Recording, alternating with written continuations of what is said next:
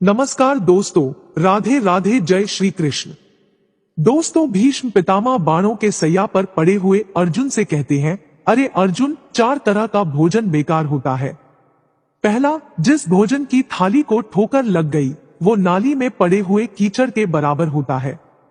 दूसरा नंबर का भोजन, जिस भोजन की थाली को कोई लांग कर चला गया वो भोजन नीचता के बराबर होता है, गंदगी के बराबर होता है। तीसरे नंबर का भोजन, जिस भोजन की थाली में बाल पड़ा हो, केश पड़ा हो, वो दरिद्रता देने वाला होता है।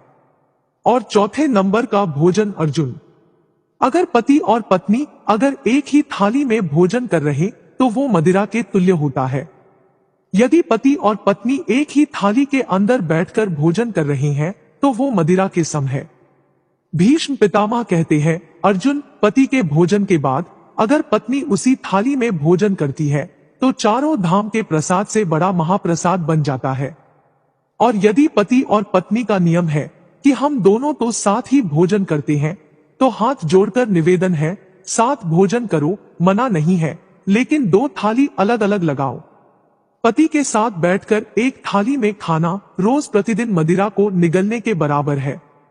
कई लोग कहते हैं, एक ही थाली में भोजन करो तो प्रेम बढ़ता है, प्रेम बढ़ता है।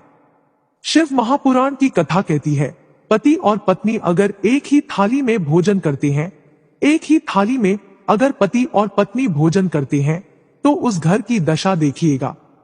घर के बच्चे कभी भी विद्या में उत्तम नहीं निकल सकते। उस घर के बच्चे कभी विस्मृत मार्गी नहीं निकल सकते, मार्ग से विचलित ही निकलेंगे, क्योंकि मदिरा के नशे में पैदा हुए हैं। और सुनो अर्जुन, सुन, यदि बेटी कुंवारी है और बाप के साथ में बैठकर भोजन करती है तो उस बाप की कभी अकाल मौत नहीं होती है, क्योंकि बेटी बाप के काल का हरण कर लेती है। बेटी कुंवारी है, बेटी की शादी हो जाए तो भले वो पिता के साथ भोजन ना करे क्योंकि गोत्र बदल गया, लेकिन जब तक बेटी कुंवारी है बाप के साथ बैठकर भोजन करेगी तब बाप के काल का हरण कर लेगी। ये उसी तरह जैसे एक गाय विहा गई हो और एक गाय कुंवारी हो।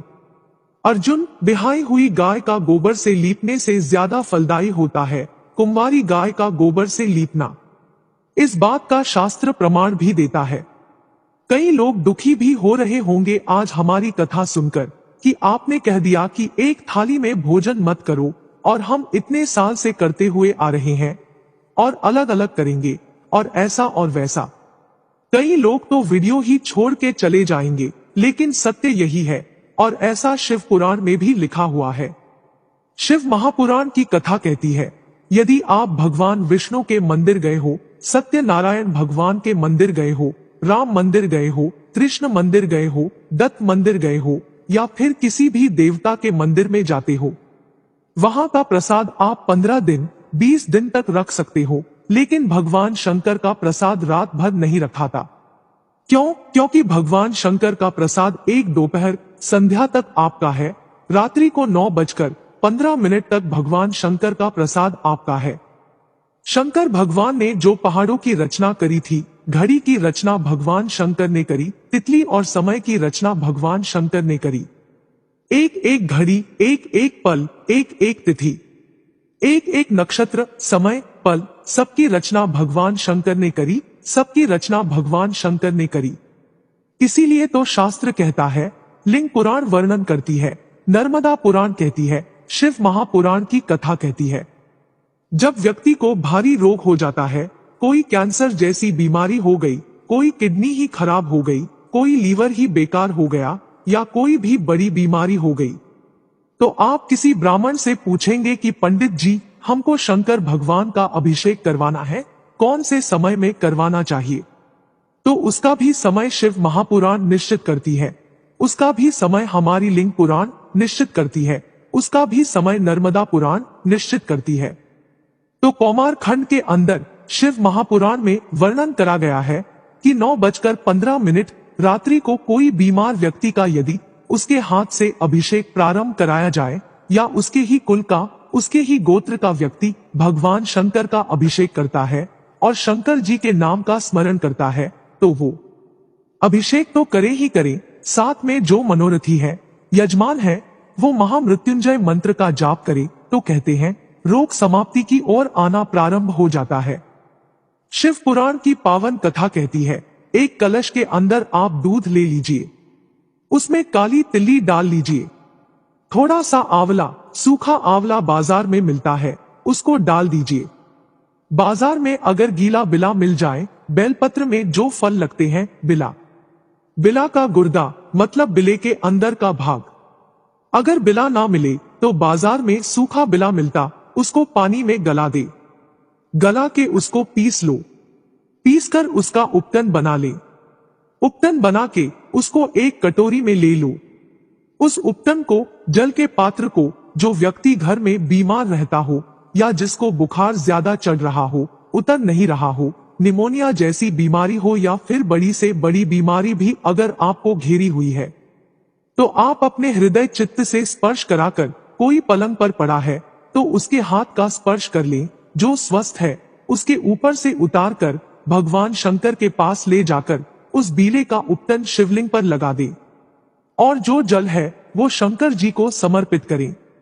कौन सा मंत्र बोलना है, उस मंत्र का स्मरण आप सब प्रेम से करो। ओम जूम सहा, ओम जूम सहा। इस मंत्र का जाप करते हुए जो दूध चढ़ा देता है, उपटन लगाकर, उसकी बीमारी, उसका रोग समाप्त हो जाता है। बहुत ध्यान दीजिएगा, उसी चढ़ाए हुए जल को, दूध को, उस उपटन के भाग को थोड़ा सा ले आइए। जिस बच्चे को निमोनिया की बीमारी है, जिसका बुखार नहीं उतर रहा हो, उसके मस्तक पर लेपन कर दीजिए, हृदय चित्त पर लगा दीजिए। उसके बाद में उस बच्चे को वस्त्र से, गीले वस्त्र से पोंछ दीजिए, उस वस्त्र को झटका दीजिए। उस बच्चे का बुखार 10 मिनट के अंदर उतर जाएगा। ये कभी भी कर सकते हो, ऐसा कोई दिन निश्चित नहीं है, कोई तिथि निश्चित नहीं है। जब बुखारा आए, जब स्वास्थ्य ज्यादा गड़बड़ हो जाए, तब करिए। मंत्र का जाप करते हुए ओम जूम सहा, इस मंत्र का बस स्मरण करना है। ओम जूम सहा, इस मंत्र का स्मरण करिए और शिव की आराधना करिए। ये वो औषधि है जो सती माता ने भगवान शंकर से विवाह से प्रथम में प्राप्त करी है। यदि कहीं से 5 मुखी रुद्राक्ष मिल जाए और 5 मुखी रुद्राक्ष को तांबे के कलश में जल भरकर उसमें डाल दो, किसी चम्मच से उस रुद्राक्ष को निकाल लो आधे घंटे डालने के बाद। फिर शमी का एक पत्ता, शमी पत्र, शमी का एक पत्ता ले जाकर, शमी पत्र को ले जाकर शिवलिंग पर रखकर 5 मुखी रुद्राक्ष का जल अपनी कामना मन में स्मरण करते हुए, अपनी मन की कामना कहते हुए, सोमवार के दिन जो व्यक्ति समर्पित कर देता है, उसकी मनोकामना भोलेनाथ 3 महीने में पूरी कर देते हैं। शमी पत्र समर्पित करके 5 मुखी रुद्राक्ष का जल। और एक बहुत सुंदर बात वर्णन करूंगी। रुद्राक्ष को सिद्ध करने का तरीका है, भगवान शंकर के शिवलिंग पर रखकर उसका अभिषेक करना और फिर उसको धारण करना। कई लोग पूछते हैं, रुद्राक्ष पहनने का तरीका क्या है? भगवान शिव को समर्पित करके, मंत्र का जाप करके, अभी जो हम मंत्र बताएं उसे स्मरण करते हुए फिर अभिषेक करके धारण करना। एक छेदी रुद्राक्ष होता है जिसमें छेद होता या छेद करा जाता। एक बिना छेद का रुद्राक्ष होता है जिसमें छेद नहीं होता। जिस रुद्राक्ष में छेद नहीं होता वो कार्य में सिद्धि अधिक देता है, सिद्धता प्रदान करता है। वो खंडित